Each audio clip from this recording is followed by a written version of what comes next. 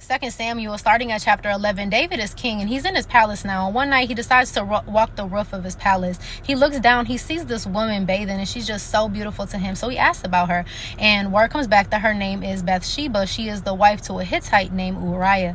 Uriah is a man who fights in David's army. So David, knowing this information, he still pursues Bathsheba.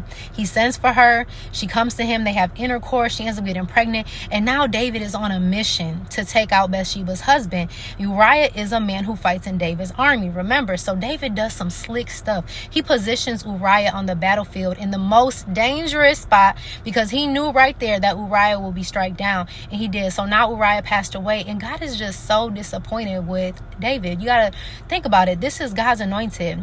David is chosen by God specifically to be king over all Israel. And so God is just so disappointed. He says to David, you tried to do this in dark, and so what you tried to do in the dark, I'm going to do in broad daylight to you.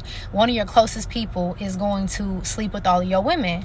And it was also sad because God was saying, like, if all of this stuff that I gave to you wasn't enough, I would have gave you more. And so God is just really disappointed. But y'all, back to the story. So going on a little bit more, it ends up being David's own son, Absalom, who ends up sleeping with all of his women in front of all of Israel on David's roof in David's palace.